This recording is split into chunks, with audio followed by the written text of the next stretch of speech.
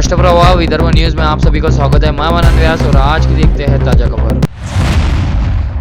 5 साल पहले महाविकास आघाड़ी सरकार में अमरावती जिले को 2 मंत्री पद से नवाजा गया, लेकिन महायुति सरकार के दौरान दोनों बार जिले को एक भी मंत्री पद नहीं मिला। इस बार बडनेरा के युवा स्वाभिमान पार्टी के विधायक रवि राणा के समर्थक उत्साहित थे। उन्हें उम्मीद थी कि रवि राणा को मंत्री पद मिलेगा, लेकिन दूसरी बार मंत्री पद हुकने से युवा स्वाभिमान पार्टी के कार्यकर्ताओं में निराशा फैल गई है। 2019 में राज्य में महाविकास आघाड़ी सरकार बनने के बाद तत्कालीन तिवसा कांग्रेस विधायक यशोमती ठाकुर और अचलपुर प्रहार जनशक्ति पार्टी के विधायक बच्चू कडू को मंत्री पद मिला। यशोमती ठाकुर को अमरावती जिले के पालक मंत्री और बच्चू कडू को अकोला जिले के पालक मंत्री के रूप में काम करने का अवसर दिया गया। राज्य में 2.5 साल की सत्ता के बाद अगस्त में एकनाथ शिंदे और देवेंद्र फडणवीस द्वारा गठित सरकार के मंत्रिमंडल का विस्तार किया गया था। उनके समर्थकों का दावा था कि उस वक्त सरकार को समर्थन देने वाले रवि राणा को मंत्री बनने का मौका मिलेगा, लेकिन साथ ही प्रहार के बच्चू कडू भी उस समय दौड़ में थे, क्योंकि उन्होंने महागठबंधन सरकार का समर्थन किया था। बच्चू कडू 2.5 साल तक मंत्री पद का इंतजार करते रहे और रवि राणा को भी मंत्री पद नहीं मिला। महायुति सरकार के दोनों कार्यकाल में जिले को मंत्री पद से वंचित रखा गया है। दिलचस्प बात यह है कि अमरावती जिले ने भाजपा को 8 में से 4 विधायकों का योगदान दिया है, फिर भी भाजपा ने जिले को मंत्री पद से वंचित कर दिया है। रवि राणा के साथ साथ तीसरी बार निर्वाचित राष्ट्रवादी अजित पवार गुट की सुलभा खोड़के और दूसरी बार निर्वाचित भाजपा के प्रताप अड़सर भी मंत्री पद की दौड़ में थे, लेकिन दोनों को इस बार मौका नहीं मिला। पिछले कुछ दिनों से विधायक रवि राणा के समर्थक दावा कर रहे थे कि रवि राणा को अमरावती जिले का पालक मंत्री पद जरूर मिलेगा। इसके लिए उनके कार्यकर्ताओं द्वारा बैनरबाजी भी की गई। पिछले 10 दिसंबर को रवि राणा को कैबिनेट मंत्री पद मिलने के लिए यहाँ अंबा देवी और एकवीरा देवी मंदिर में महाआरती की गई थी। इस मौके पर एडवोकेट सागर महाराज देशमुख, चंद्र कुमार जाजोदिया, सुनील राणा आदि मौजूद थे, लेकिन इस बार भी राणा को मंत्री बनने का मौका नहीं मिला।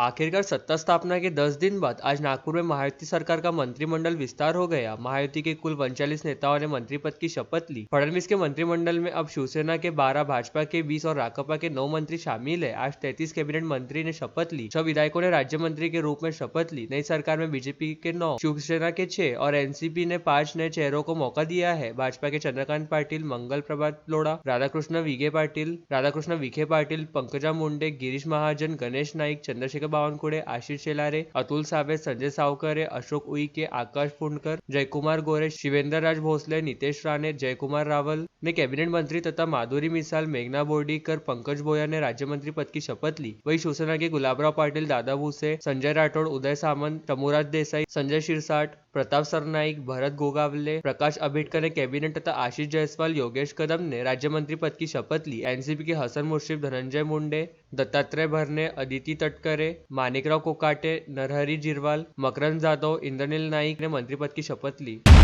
विदर्भ के मुख्यमंत्री बनने के बाद मंत्रिमंडल में इस क्षेत्र के सदस्यों की संख्या से साफ है कि महागठबंधन सरकार विदर्भ पर ज्यादा ध्यान देंगी। मुख्यमंत्री देवेंद्र फडणवीस के साथ चंद्रशेखर बावनकुळे और आशीष जायसवाल तीनों सहित 7 जनों का मंत्रिमंडल में समावेश किया गया है। सोमवार से शुरू होने वाले विधानमंडल के शीतकालीन सत्र की पूर्व संध्या पर नागपुर में फडणवीस कैबिनेट का शपथ ग्रहण समारोह आयोजित किया गया था। कुल 39 मंत्रियों ने शपथ ली, जिसमें विदर्भ के 7 लोग शामिल है, जिसमें 4 बीजेपी, 2 शिंदे गुट से और 1 अजित पवार की एनसीपी से है। देवेंद्र फडणवीस मुख्यमंत्री है। उनके साथ भाजपा प्रदेश अध्यक्ष चंद्रशेखर बावनकुळे कामठी, पंकज भोयर वर्धा, अशोक उईके रालेगांव और आकाश पुंडकर खामगांव ने भी शपथ ली। शिवसेना से आशीष जायसवाल रामटेक, संजय राठौड़ यवतमाळ और एनसीपी से इंद्रनील नाईक पुसद ने मंत्री पद की शपथ ली। चंद्रशेखर बावनकुळे 2014 से 2019 तक मंत्री थे। संजय राठौड़ महाविकास आघाड़ी और बाद में महायुति के मंत्रिमंडल में थे। बाकी सभी पहली बार मंत्री बने हैं। शिंदे की कैबिनेट में शामिल बीजेपी के वरिष्ठ नेता सुधीर मुनगंटीवार, एनसीपी के धर्मराव बाबा अत्राम को इस बार मौका नहीं दिया गया है। वह शिंदे की पार्टी शिवसेना के भंडारा के विधायक नरेंद्र बोंडेकर को फडणवीस सरकार में मंत्री बनने की उम्मीद थी, लेकिन पहली सूची में उनका नाम नहीं होने से वह नाराज है और उन्होंने पार्टी के उपनेता पद से इस्तीफा दे दिया है। राज्य के मुख्यमंत्री बनने के बाद देवेंद्र फडणवीस का आज पहली बार नागपुर में आगमन हुआ। हवाई अड्डे से लक्ष्मी भवन चौक तक मार्ग पर विभिन्न चौराहों पर नागरिकों ने ढोल नगाड़े बजाकर और पुष्प वर्षा कर फडणवीस का स्वागत किया। देवा भाई आगे बढ़ो, भारतीय जनता पार्टी जिंदाबाद जैसे नारों से एयरपोर्ट क्षेत्र गूंज उठा। होटल रेडिसन के सामने केंद्रीय मंत्री नितिन गडकरी ने देवेंद्र फडणवीस का अभिनंदन किया। मुख्यमंत्री देवेंद्र फडणवीस के पहले शहर दौरे के अवसर पर भाजपा ने शहर में उनके स्वागत की तैयारी की थी। जगह जगह बड़े बड़े होर्डिंग लगाए गए थे। भारतीय जनता पार्टी के प्रदेश अध्यक्ष चंद्रशेखर बावनकुळे ने तीसरी बार राज्य का सर्वोच्च पद संभालने के बाद रविवार दोपहर 12 बजे नागपुर हवाई अड्डे पर पहुंचने पर देवेंद्र फडणवीस का स्वागत किया। इस वक्त एयरपोर्ट इलाके में कार्यकर्ताओं की काफी भीड़ थी। लाडली बहनों ने उनकी आरती उतारी। भारतीय जनता का विजय असो जैसे नारों से क्षेत्र में उत्साह भर गया। उनके स्वागत के लिए न केवल पार्टी कार्यकर्ता बल्कि लाडली बहनें और आम जनता भी बड़ी संख्या में जुलूस मार्ग पर मौजूद थी। 12 बजे मुख्यमंत्री देवेंद्र फडणवीस के आगमन के बाद उन्होंने हवाई अड्डा क्षेत्र में भारत रत्न डॉक्टर बाबा साहेब आम्बेडकर की प्रतिमा को नमन किया। इसके बाद उन्होंने एयरपोर्ट चौक से हेडगेवार स्मारक पर श्रद्धा सुमन अर्पित किए। इसके बाद होटल प्राइड से जुलूस शुरू हुआ। खुली जीप में देवेंद्र फडणवीस के साथ उनकी पत्नी अमृता फडणवीस, प्रदेश अध्यक्ष चंद्रशेखर बावनकुळे, विधायक कृष्णा खोपड़े और अन्य लोग सवार थे। इस समय सोमलवाड़ा चौक से राजीव नगर चौक, रेडिसन ब्लू होटल चौक, छत्रपति चौक, खामला चौक, तात्या टोपे चौक, 8 रास्ता चौक, लक्ष्मी नगर, बजाज नगर चौक, शंकर नगर चौक से लक्ष्मी भवन चौक तक पुष्प वर्षा कर देवेंद्र फडणवीस का स्वागत किया गया। लक्ष्मी भवन चौक पर विभिन्न लोक नृत्य और लेजिम मंडली द्वारा प्रदर्शन कर उनका स्वागत किया गया। जुलूस का समापन लक्ष्मी भवन चौक पर हुआ। इस अवसर पर देवेंद्र फडणवीस ने कहा कि हमारी लाडली बहनों, भाइयों और नागरिकों द्वारा हम पर दिखाए गए विश्वास के कारण महायुति की जीत हुई। हम पहले भी जमीन पर थे और सत्ता में आने के बाद अब जमीन पर रहकर राज्य का विकास करेंगे और महाराष्ट्र को नंबर 1 पर ले जाएंगे। मुख्यमंत्री देवेंद्र फडणवीस ने कहा कि जनता का आशीर्वाद मेरे पीछे है, इसलिए मैं जनता का सपना पूरा करूंगा। स्वर्गीय अशोक सोमानी की स्मृति में आयोजित रक्तदान शिविर में आज 101 रक्तदाताओं ने रक्तदान किया। शिविर का शुभारंभ विधायक सुलभा खोड़के तथा संजय खोड़के ने दीप प्रज्वलन करके किया। स्वर्गीय अशोक सोमानी की स्मृति में 38वें रक्तदान शिविर का आयोजन रक्तदान समिति के अध्यक्ष महेंद्र भुतड़ा के निवास पर किया गया था। इस अवसर शहर के गणमान्य सहित रक्तदान समिति के सदस्यगण उपस्थित थे। शिविर की सफलता के लिए महेंद्र भुतड़ा, मनोहर भुतड़ा, यश भुतड़ा, आयुष भुतड़ा, नवरत्न सोमानी, रोहित सोमानी सहित मित्र परिवार ने प्रयास किए।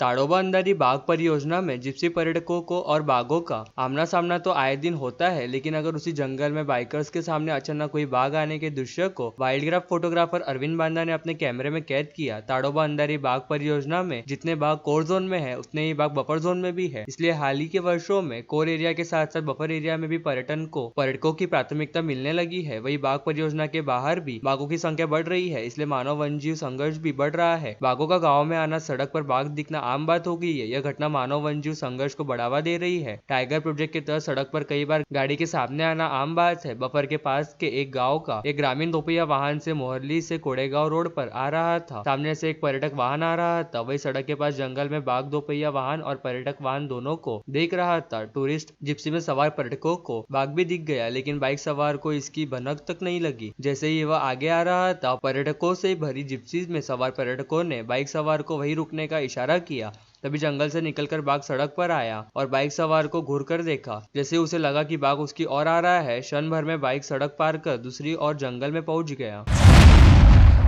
मंत्रिमंडल के शपथ ग्रहण समारोह से पहले नागपुर में एनसीपी पार्टी कार्यकर्ताओं की बैठक डॉक्टर वसंतराव देशपांडे हॉल में बड़ी धूमधाम से आयोजित की गई थी। इस सभा को संबोधित करते हुए राष्ट्रवादी कांग्रेस पार्टी के राष्ट्रीय अध्यक्ष और महाराष्ट्र के उप मुख्यमंत्री अजितदादा पवार ने विधानसभा चुनाव में विदर्भ में एनसीपी के प्रदर्शन को लेकर नवनिर्वाचित विधायकों समेत कार्यकर्ताओं और पदाधिकारियों को बधाई दी। पवार ने कहा कि सभी ने कड़ी मेहनत की, इसलिए एनसीपी को विदर्भ में अच्छी सफलता मिली। अजितदादा ने अमरावती विधानसभा क्षेत्र के राकापा विधायक सुलभा खोड़के की जीत की भी जमकर तारीफ की। अजितदादा पवार ने कहा कि अमरावती की जीत मुश्किल थी। अमरावती विधानसभा क्षेत्र के अल्पसंख्यक अन्य घटकों की संख्या तथा महायुति की बंडखोरी के कारण सुलभाताई के अमरावती में चुनकर आना आसान बात नहीं है, लेकिन एनसीपी के कार्यकर्ता यश खोड़के तथा दूसरे साथी मुझसे कहते हैं, नहीं दादा, हम सीट जिता देंगे। इस तरह से उन कार्यकर्ताओं ने संघर्ष किया, जुट गए और बहुत आसानी से उस सीट को जीत लिया, जो बहुत प्रशंसनीय भी है। इस बैठक में मंच पर मौजूद विधायक श्रीमती सुलभाताई खोड़के ने हाथ जोड़कर धन्यवाद व्यक्त किया। इस सभा में राष्ट्रवादी कांग्रेस पार्टी के राष्ट्रीय कार्यकारी अध्यक्ष प्रफुल्लभाई पटेल, राज्य अध्यक्ष सुनील तटकरे, वरिष्ठ नेता दिलीपराव वलसे पाटिल आदि सहित नवनिर्वाचित विधायक, पूर्व सदस्य, पार्टी के जिला अध्यक्ष और सभी मोर्चा के पदाधिकारी और कार्यकर्ता उपस्थित थे। अमरावती में प्राइवेट इंग्लिश मीडियम स्कूल में निःशुल्क प्रवेश सुविधा प्रदान करने वाली आरटी की प्रवेश प्रक्रिया इस वर्ष 18 दिसंबर को स्कूल पंजीकरण से शुरू होंगी। छात्रों का रजिस्ट्रेशन जनवरी माह में शुरू होगा, इसलिए प्रवेश के लिए लॉटरी की घोषणा मार्च के महीने में की जाएगी। इस साल पहली बार पूरी एडमिशन प्रक्रिया जून जुलाई महीने में पूरी कर ली जाएगी, इसलिए आरटीई के तहत प्रवेशित विद्यार्थी की कक्षाएं भी नियमित समय में शुरू हो सकेंगी। बच्चों को निःशुल्क शिक्षा का अधिकार अधिनियम के तहत विशेषकर अंग्रेजी माध्यम के स्कूलों में 25% सीटें आरक्षित है। आरक्षित श्रेणी और आर्थिक रूप से कमजोर वर्ग के छात्रों के लिए इन सभी सीटों के लिए आरटीई प्रवेश प्रक्रिया ऑनलाइन आयोजित की जाती है। आरटीई प्रवेश प्रक्रिया लागू करने को लेकर शासन को भेजे गए प्रस्ताव को मंजूरी मिल गई है, इसलिए स्कूल का रजिस्ट्रेशन 18 दिसंबर से शुरू किया जाएगा। छात्रों की चयन सूची की घोषणा मार्च माह में तथा जून जुलाई माह में ही की जाएंगी। शादी का झांसा देकर नाबालिग के साथ अत्याचार करने की घटना चिकलदरा पुलिस स्टेशन अंतर्गत उजागर हुई, जिसमें फिरियादी नाबालिग 17 वर्षीय लड़की ने दी शिकायत के अनुसार उसने 13 दिसंबर को लड़के को जन्म दिया। आरोपी किशोर चुन्नीलाल कुमरे ने उससे मैं तुझसे प्यार करता हूँ और तुझसे शादी करूंगा ऐसा झांसा देकर फिरियादी लड़की के साथ शारीरिक संबंध बनाए, इसके चलते नाबालिग लड़की गर्भवती हो गई। फिरियादी की शिकायत पर पुलिस ने आरोपी के खिलाफ विविध धाराओं सहित मामला दर्ज किया। मंदिर में से 1 किलो चांदी का मुकुट और दान पेटी में से पैसे चुराने की घटना खोलापुर पुलिस स्टेशन अंतर्गत घटी, जिसमें फिरियादी गजानन रामकृष्ण टवलारे ने दी शिकायत के अनुसार काला मारुति मंदिर शिंगनापुर के अंदर किसी अज्ञात ने प्रवेश करके मंदिर में भगवान का रखा 1 किलो चांदी का मुकुट कीमत 60,000 और दान पेटी में के नगद 10,000 ऐसा कुल 70,000 का माल किसी अज्ञात ने चुरा लिया। फिरियादी की शिकायत पर पुलिस ने अज्ञात के खिलाफ मामला दर्ज किया। और लेटेस्ट न्यूज देखने के लिए राष्ट्रप्रभा चैनल को लाइक और सब्सक्राइब कीजिए।